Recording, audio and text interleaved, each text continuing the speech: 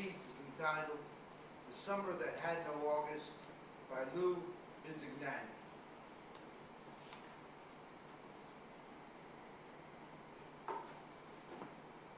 Yeah, I guess you can call this a love story. Oh, it's not your ordinary love story, you know. Boy meets girl, girl ignores boy, boy stays with it, doesn't take no for an answer, and finally, girl gives in. This is a little different. Hell, it's way different. I guess I should tell you about the boy, Augie Pirelli. Now, Augie Pirelli was liked by everybody at the beach. He was just a little slow on the uptake, you know, mentally, but he would do anything for you. First of all, he was built like a beach ball. I mean, his waist was about 50 inches, and he was only about 5 feet tall. And he was bald, like a cue ball. But he always had this smile, and the kids loved him because he was so buoyant. He would let the kids sit on him like he was an inner tube or something. Sometimes there'd be 2, 3 little kids sitting on his belly, way up out of the water. I mean, it was so funny to look at. Now, I wasn't there when he met the girl of the story. Her name was Missy. Missy Kane, I think. She was only about 8 years old at the time. And Augie, well, he was about in his 20s at least. Oh yeah, I know what some of you were thinking, but it ain't that kind of story, so calm down. Anyhow, it's a regular day at the beach. Coney Island is where Augie almost always went. He's got these kids all over him like always. This Missy and her mother, they find a spot amongst the miles of sun worshippers, and they lay down their towels and stuff. Now Mom lets Missy go into the water and lays back to enjoy the weather. Anyhow, after a couple of minutes, the kid gets caught up in a little undertow. I guess she would have drowned, except for all. He hears her yelling, and he's almost in a perfect spot to grab her. Well, the mother is like so grateful, you know. Oh my God, you saved my baby. How can I give you a reward? And of course, Augie, he's just so glad the kid is okay. And he says he don't want nothing. Anyhow, he's like the big hero of the day. And the people are slapping him on the back, and somebody gives him a couple of bucks to buy a hot dog. Now, Augie could eat 6, 7 dogs at a clip. He used to say that's how he kept his figure. Anyhow, that's how it all started. Cause, like I said, I wasn't there, but the story was all over the place amongst the regular Coney Islanders. At least the ones who staked out their territory next to the roller coaster pier. Now Augie sees the mother and the kid about a week later that summer. And the mother is so happy to see him, she invites him to sit with her. And she shares some of her food with them and watches as Augie and Missy go down into the water together. Now Missy, she sits on his belly and she's loving it. The mom is happy. She don't have to worry about the kid drowning and she can relax. Well, this goes on through the rest of the summer. And maybe Augie sees Missy and her mom 6, maybe 7 more times, and then the summer's over. Now, the story could be over too now, but it's not. Augie works in a bakery all year. When the summer's over, he don't go to the beach. He probably don't even think about Missy or her mom anymore. But then, he gets a Christmas card from them. I mean, people don't write Christmas cards to guys like Augie, you know? He showed me the card with about 10 other guys. I mean, we used to go to the bakery once in a while to get a couple of donuts, especially if they were like regions. Then they were real cheap and they still tasted the same. I mean, they tasted good.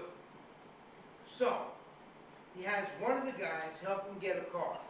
And they get the address off his card, and he sends a Christmas card back.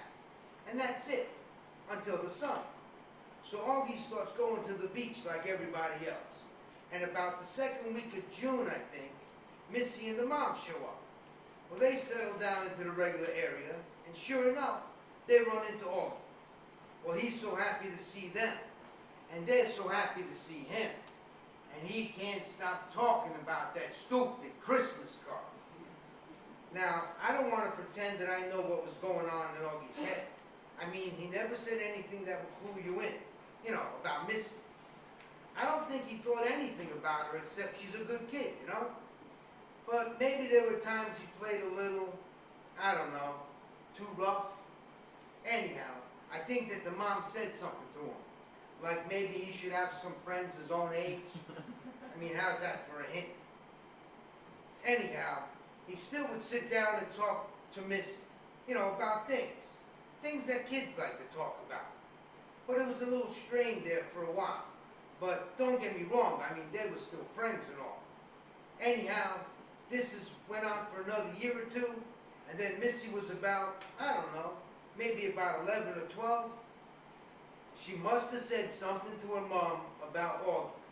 Not something bad, I don't think, but maybe something like she really likes him or something. I mean, kids say crazy things, Well, whatever it was, the mom stopped coming to the beach.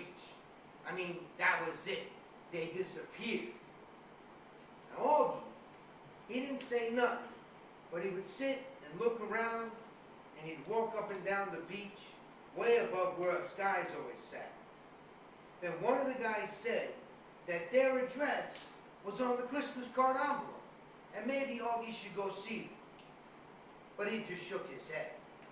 I could tell he was really hurting about the whole thing, but I didn't think it was a good idea for him to go busting in on them, and he never did.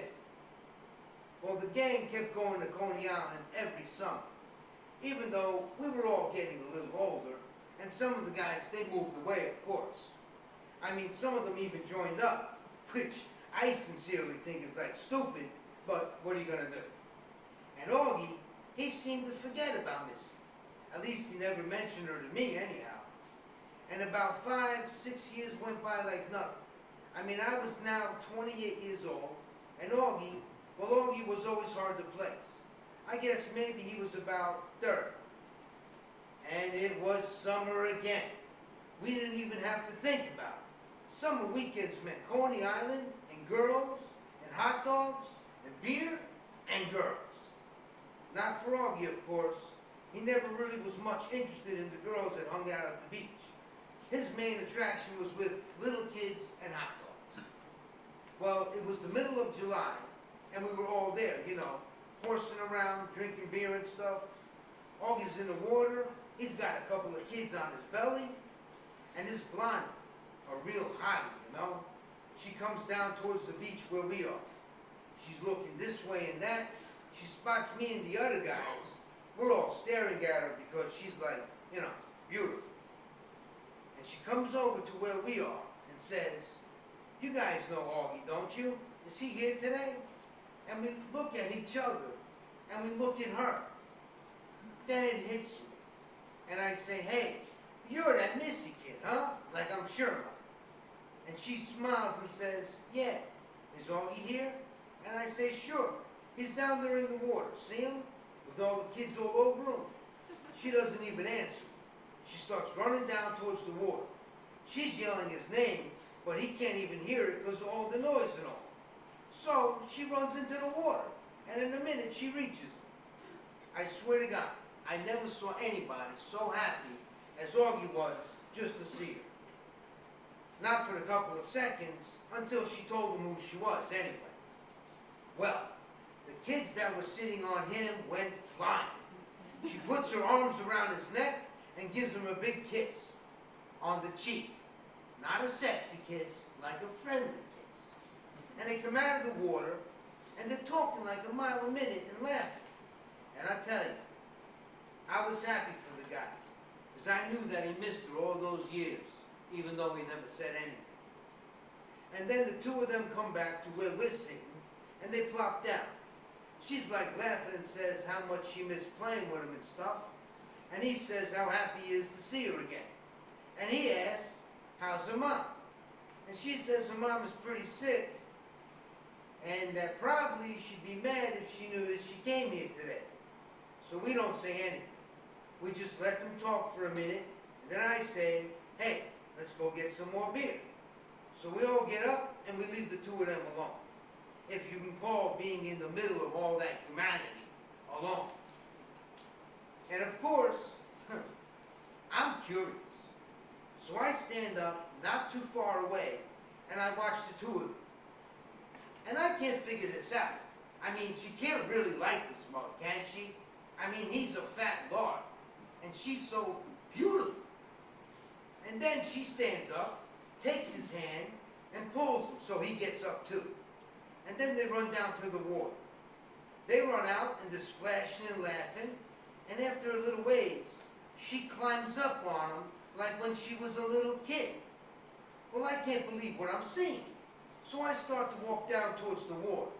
I'm watching him, and I see her fall off his belly. And she's laughing, and he's laughing, but then something must have happened. She must have gotten caught up in a little undertow or something. She starts struggling, and I can see she's no swimmer. She's moving out pretty fast. I see that Augie turns over and starts to swim out after her. I start running down to the water, and then I realize I'm no great shakes as a swimmer. So I stop, and I start yelling for the lifeguard. All I can see is Augie trying to reach her, and she's going out further with every second. Jesus, I yell, where's the freaking lifeguard? And the people are all standing up and looking out, and Missy and Augie, and then I see the lifeguard. He's running into the water like the cavalry. And in a minute, he passes poor fat Augie, and he's got Missy and swims back in with her. And everybody is cheering and yelling like they just saw Superman in person or something. So Missy, she's like coughing a little, and she's a little shook up. And after a minute, she says, where's Augie? And me and a couple of guys, we look out, and we see him. Way out. But he's not swimming. He's just floating. I mean, that guy could never sink no matter what. But he's not moving. And the lifeguard looks, and he sees Augie, and I swear he goes back in a minute. And he's got Augie by the chin, and somehow he pulls him in. He starts giving him mouth to mouth. We're all standing around real quiet, except for Missy. She's crying, and she says real quiet like, he said that he missed me so much. He said that he loved me, and I laughed at it. I thought he was just kidding, and that's when I jumped off.